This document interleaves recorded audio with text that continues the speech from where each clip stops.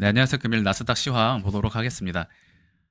오늘 나스닥 영상이 이미 올라가 있는데요. 그 영상 내용에서 설명 하나 드리지 못한 부분이 있어서 추가로 이제 설명을 좀 드리게 되었습니다. 나스닥 선물은요, 내려와 있으면 와 있을수록 사실 좋습니다. 본장 개장 이전에 많이 내려와 있어야 이제 해외 선물 진행하시는 분들의 입장에서는 리스크를 배제할 수가 있죠. 그래서 이런 A 위치를 깨면 일반적으로 C 하락의 컨펌은 일반적이다라고 볼 수가 있는데, 관건은 이때 당시에도 보셨듯이 어, 규칙 위반의 형태로 C를 짧게 주는, 즉 플랫 조정, 이러한 형태는 지그재그죠. 지그재그가 아니라 플랫의 형태로 마무리를 짓고 올라갈 수 있는 가능성이 충분히 존재한다라는 점을 인지를 해주셔야 됩니다. 이제 선물 매매가 아니라 단순히 이제 ETF 진행하시는 분들이나 그냥 개별주 종목 진행하시는 분들은 사실 크게 어떤 신경을 쓰지 않아도 되는 부분일 수가 있는데요. 해외 선물 매매를 진행하시는 분들의 입장에서는 이러한 차이도 좀 크다라고 볼 수가 있기 때문에 신경을 좀 써보자라는 의미로 말씀을 드리는 것이고, 정석은 일단은 많이 내려와 주면 내려와 줄수록 좋다. 그리고 시간은 오늘 새벽까지 추가 조정의 가능성이 열려 있다. 자, 이것이 첫 번째입니다. 여기까지는 제가 설명을 드렸죠. 이제 일반적으로 ABC를 우리가 리스크로 봐야 되는 구간으로서 1, ABC, 3파 상승을 보는 패턴인데, 제가 아까 영상에서 말씀드리지 않은 부분은 이 전체가, 직전 영상은 제가 이런 식의 삼각수렴을 말씀을 드렸죠. 삼각수렴 영상을 통해서 삼각수렴 구간의 매매에 혼동을 겪으시는 분들의 가장 큰 이유 중 하나가 삼각형의 형태를 바꾸는 생각을 못하기 때문에 그렇습니다. 자, 일반적으로 여기서 A, B, C, D, 만약에 여기가 A, B, C, D, E라면요, 일반적으로 전저점은 깨지지 않거든요. 그런데 알고 보니 이것이 A, B, C, D, E가 아니라 A, B에서 C가 여기서 나온 것이라면 D, E의 형태로 이 추세선의 하단 부분을 이런 식으로 좀 바꿀 수가 있게 되는 거죠. 그러면 삼각형이 커집니다. 이 내용은 이제 다소 생소하실 수 있지만 이 이상 설명드리기는 좀 어렵고요. 어쨌든 삼각형의 형태가 바뀔 수 있다는 것을 인지를 하셔야 그런 오류로부터 벗어난다. 그것이 중요하고, 두 번째는 삼각수렴이 아닐 가능성까지 염두에 두는 것이 기본이죠. 그래서 이게 매매가 좀 제가 드리는 설명들이 다소 난해하다, 또는 그래서 어느 경로이냐 이런 것을 어려워하시는 분들이 종종 계시는데, 사실 거기서 거기입니다. 제가 드리는 설명의 형태는요, 거기서 거기입니다. 다만 경험치로서 좀 판단을 하는 것이 더해질 뿐인데, 자, 제가 영상에서는 이렇게 삼각수렴을 말씀을 드렸지만, 이 매매는요, 실제로 여기서 이러한 삼각수렴을 통해서 전체가 대파동 삼각수렴으로 진행될 수 있는 가능성까지 함께 보셔야 된다. 이 부분을 말씀을 드리려고 이제 영상을 찍게 되었습니다. 삼각수렴에서 우리가 자주 실수하게 되는 부분은, 첫 번째, 삼각수렴에 대한 크기에 대한 오해.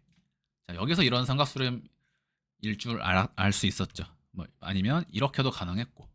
네, 결국에는 뭐죠? 결국에 지나봐야 확실해지는 것인데, 어느 정도의 근거를 가지고 매매가 들어가느냐. 자, 그래서요, 이제 추세선 한 단까지 하락이 나간다라고 해서 여기서 우리가 다시 한번 생각해 볼 수 있는 부분. 만약에 떨어진다. 만약에 떨어진다라고 하더라도 우리의 매수 자리가 됩니다. 뭐 수익 중인 종목들이 있을 것이고, 뭐 아닌 것도 있겠죠. 근데 어쨌든 7월 28일에 가격이 된다라는 점입니다. 그래서 여기서 또 떨어지는 줄 알고 조정을 잡은 사람들에게 또다시 반전 상승으로 전체 A, B, C, D, E를 만들면서 또다시 매도 포지션을 잡은 사람들에게 손해를 끼치고, 이 자리에서 매수 포지션을 잡은 사람들에게 손해를 끼치는, 이것이 삼각수렴의 의미거든요. 지치게 만드는 거죠. 그런데 삼각수렴을 애초에 상정하고 애초에 기간을 상정하면 지치지 않습니다. 이것이 심리적인 부분이 차트를 통해서 염두에 둘 수 있다는 점이 파동의 장점이기도 하고요. 사람들이 왜 이제 지치고, 왜 포모에 휩싸이고, 왜 공포에 빠지는가?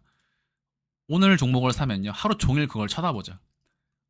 이때까지 움직이지 않을 것이다 라는 부분을 상정을 하면 그렇게 쳐다보는 시간들을 줄이면서 오히려 승률도 높여 나갈 수가 있습니다. 이건 하나의 경우의 수일 뿐이지만요, 이러한 형태를 미리 생각하는 것이 결국에 치명적인 구간에서, 중요한 구간에서 치명적인 실수를 범하지 않는 어떤 하나의 매매 습관이 되게 됩니다.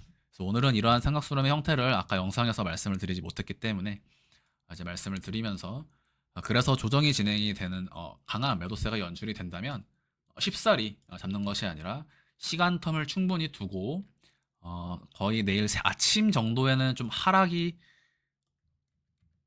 아침은 지나야 리스크가 벗어나기 때문에 어, 잘 주무시고 나서 이른 아침에 포지션을 진입한다거나 아니면 그냥 장 막판에 매수 진행하셔서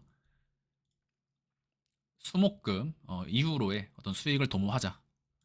내려가더라도 결국에는 반전 상승이 나올 것이라고 보고 있고, 여기서 만약에 삼각 수렴이 진행이 된다면요, 이 자리 중파동 3파가 되고 여기가 전체 4파동이 되면서 긴 수렴을 통해서 과매수 지표를 해소하고 상승의 힘을 축적한 다음 다시 한번 대파동 임펄스 5파가 나갈 수가 있다. 이러한 경우의 수도 우리가 지금 시점으로부터 조금 빠르게 미리 생각을 좀 해볼 수가 있겠습니다. 그래서 아까 말씀드렸던 ABC 이후 전체 1, 2, 3의 가능성과 전체 삼각 수렴으로 하단까지 떨어지는 가능성, 두 가지 염두에다 두시면서 지금으로서는 이 여기를 깨고 내려가는 부분에 대해서는 아직은 생각을 하고 있지 않습니다. 왜냐면 들어갈 자리에서 들어갔고요. 지금 영상 업로드가 조금 늦었지만 지금 저는 매도 계약이 조금 들어가 있습니다. 근데 이미 좀 떨어진 부분이 있기 때문에 여기서부터 추가적인 매도를 잡는 것을 추천드리기에는 조금 리스크가 있지 않을까 생각이 들기 때문에 어떤 보수적인 부분에 대해서 좀 설명을 드리고, 제 생각에는 여기서 곧바로 빠지기 위해서는 이 1시간 봉의 고점을 건드리지 않고 바로 내려가 줘야 된다고 봅니다.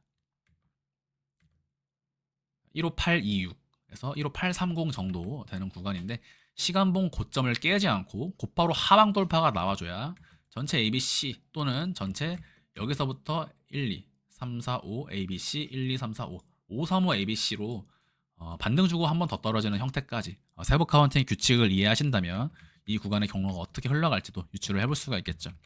다만 이 모든 패턴이 하단까지 진행되기 위해서는 지금 1시간 봉의 고점을 깨지 않고 곧바로 하방 돌파가 나와야 하고, 수익 실현 자체는요, 여기까지 노리지 않고 전체 ABC 위치인 C까지 얼추 나왔다 싶으면 익절하고 다시 한번 시간 텀을 두는 관망의 형태를 취할 것이다.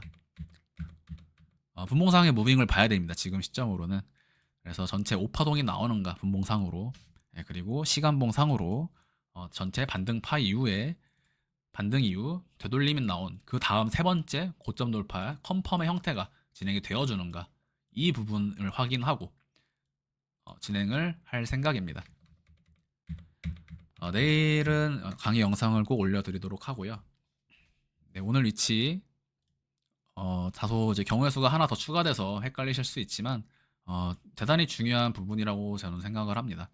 그래서 일단은 전체적으로 가격적인 부분의 자체는 사실 리스크가 크지는 않은데, 해외 선물을 진행하시는 분들의 입장을 통해서 볼 때는 그래도 리스크를 상정하셔야 된다.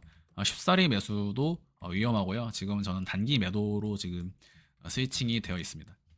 그래서 삼각수렴의 가능성, 그런데 여기까지 노리지 않고 중간까지만 먹고 나오는 습관, 이런데도 이제 마찬가지죠. 얼추 한 파동, 결국에 세 파동이 나오면 익절을 합니다. 왜?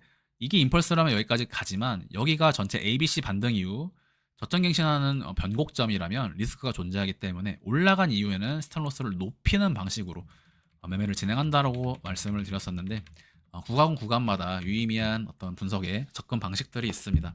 이 부분은 하나하나 또 사례를 통해서 더해드리도록 하고, 이전 영상에 이제 크루드 오일 영상이 올라가 있죠. 오일 가격의 상승이 진행된 것이 후행으로 나스닥에 반영이 되거나 지속적으로 연동된다면 지속적인 조정 가능성 역시 존재하기 때문에 리스크, 오일에 대한 가격 상승 염두에 두시면서 매매를 좀 진행해야 될 것 같습니다. 달러 인덱스도 지금 강한 상승이 나오고 있는 구간이거든요. 나스닥 일단 조심하시고 전체 수렴 가능성이 있다. 그리고 크루드오일의 가격 상승이 나오고 있는데 아직 그것이 나스닥에 반영이 되지는 않았다라는 부분을 꼭 말씀을 드리고 싶었습니다. 오늘 영상 여기서 마무리하도록 하겠습니다. 감사합니다.